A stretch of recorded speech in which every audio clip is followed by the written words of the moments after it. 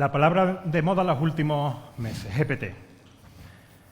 Recuerdo el primer juego, allá por los años 80, un juego tipo conversacional, no sé si habéis jugado estos juegos de ordenador. Era de Don Quijote de la Mancha, el juego. Y bueno, era una cosa bastante curiosa. Era un tipo de juego en el que te mostraba una imagen con más o menos... no sé cómo decirlo, pero bueno, de aquella manera, con 4 colores, con la tecnología que había en aquella época. Un texto que te explicaba un poco la situación, te decía dónde estabas, lo que tenías que hacer, y después un pequeño prompt, ¿vale? Una cajita de texto en donde tenías que interactuar con aquel ingenioso hidalgo. Fascinante. Yo cuando vi aquello digo, oye, o sea, yo puedo decirle a Don Quijote de la Mancha lo que tiene que hacer en el juego. Maravilloso. Pero era maravilloso hasta que empezabas a usarlo, ¿vale? Porque al final, si tenías una alacena y una llave, pues, hombre, coño, ábreme la alacena con la llave y no puedes hacerlo. Vale, introduce la llave en la alacena, no puedes hacerlo. Usa llave en cerradura. Ok, has metido la llave en la cerradura. Magnífico, hemos avanzado. Entonces, bueno, era un poco así, hasta que averiguabas la forma en la que la máquina parecía entenderte, pues aquello era un poco complicado. Estamos hablando de los años 80, pero es que 30 años después la cosa sigue más o menos igual, o al menos seguía hasta el año pasado. Han salido por ahí chatbots conversacionales de determinados temas que nos permitían de alguna forma tener una conversación más o menos natural con la máquina. Han salido asistentes como Alexa o Google Assistant, que seguramente tenéis todos en vuestra casa, que bueno, le podemos decir que suba el volumen, que ponga una canción de Spotify, que mire el estado del pedido, pero al final siempre terminamos hablando un poco con ese aire de aquel juego de Don Quijote, ¿vale? No le podemos contar nuestra vida, si se la damos a nuestra abuela seguramente no la entienda, ¿vale? Al menos hasta el año pasado, ¿vale? El año pasado, allá por noviembre, pues los chicos de OpenAI pues pusieron a disposición de todos los usuarios una web, ¿vale? Que es ChatGPT, que lo que te permitiera interactuar con el motor de GPT, con el motor conversacional que hemos estado hablando, que llevaban trabajando en ello pues muchos años. Y para mí realmente fue fascinante, o sea, fascinante, no solamente por lo que hemos hablado, por lo que te puede ayudar en el día a día, por el tiempo que te pueda ahorrar, por las tareas que pueda hacer por ti, sino realmente porque me entiende. O sea, es que no le tengo que hablar, usar llave en alacena, sino que le puedo contarlo en lenguaje natural y me entiende perfectamente. Es complicado, como ya ha dicho antes Juanlu o Semi, que nos entendamos entre las personas, pues el hecho de que nos entienda una máquina a mí me parece fascinante. Y bueno, eso es ChatGPT. Pero realmente, ¿qué es GPT? Vamos a ir un pasito atrás. ¿Qué significa GPT? ¿Vale? Pues GPT viene de la sigla Generative Pre-trained Transformer.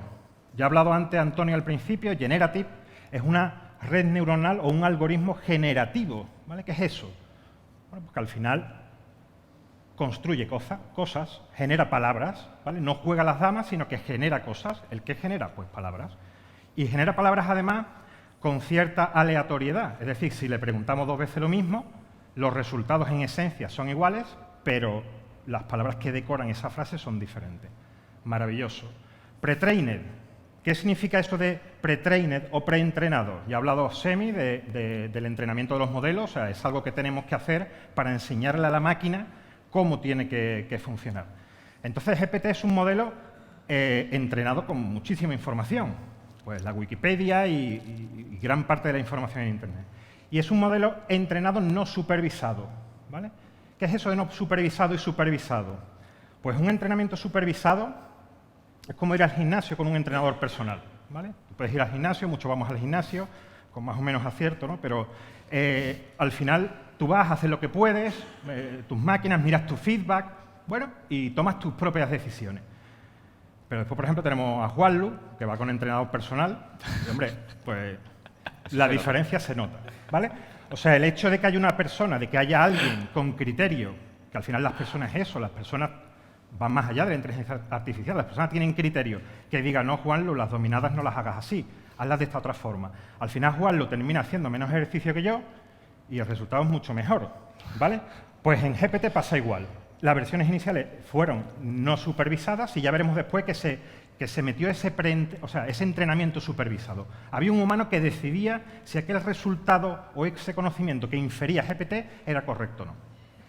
Y la T de Transformer, ¿vale? Este término que suena a película y tal, también ha hablado Semi de él.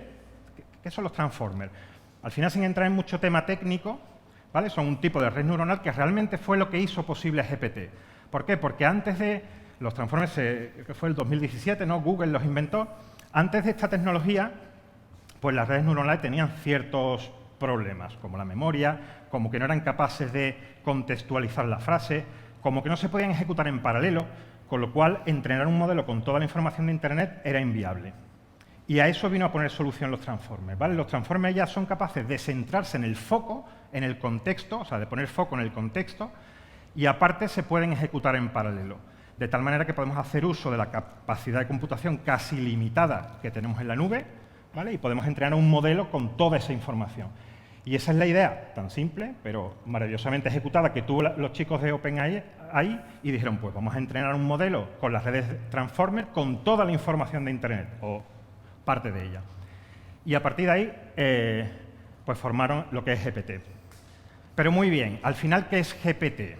Pues al final no es más que un algoritmo que predice palabras, ¿vale? O sea, estoy simplificando mucho lo que hace. Igual que un modelo meteorológico predice el tiempo, o predice si va a llover, en función a parámetros de entrada, pues a la presión atmosférica, a la temperatura, pues al final GPT lo que hace es predecir pues, las palabras que irían como respuesta, dicho de manera muy simplificada, a la pregunta del usuario. ¿Vale? Y eso lo hace también con lo que hemos hablado antes, gracias a las redes Transformers, con el tema del contexto. Es decir, si yo a GPT le digo coche, pues dice, oye, yo no sé qué contexto tengo.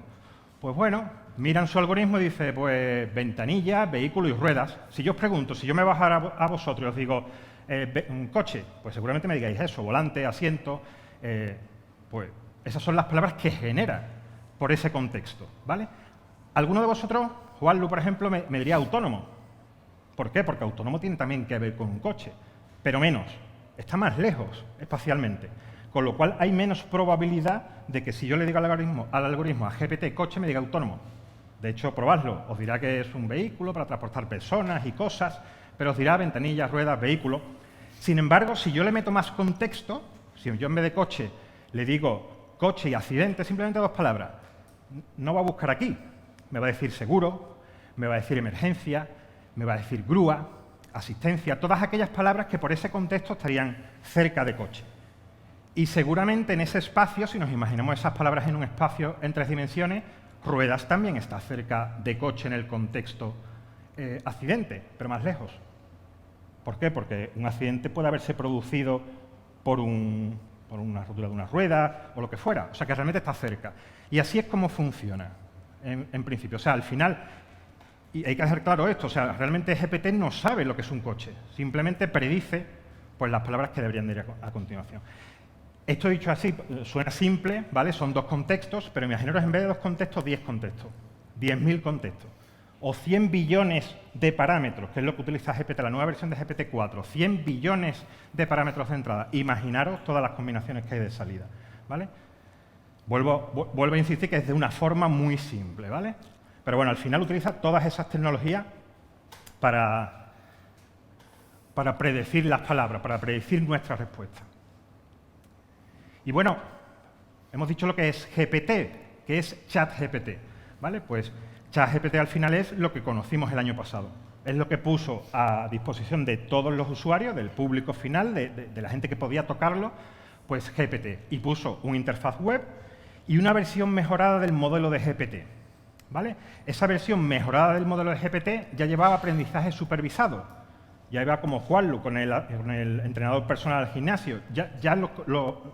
La información no era cualquier información, era la información que preparaba un conjunto de personas.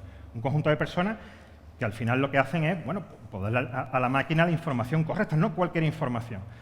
Y aparte, el entrenamiento también se hizo basado en el feedback humano.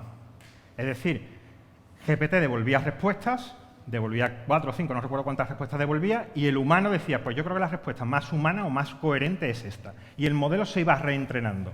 Y eso es muy potente, porque al final tenemos la versión inicial de GPT, pero hemos hecho lo que Semi decía, un fine-tuning, ¿vale? Hemos cogido eso y hemos hecho fine-tuning para que sea mucho más cercano al humano.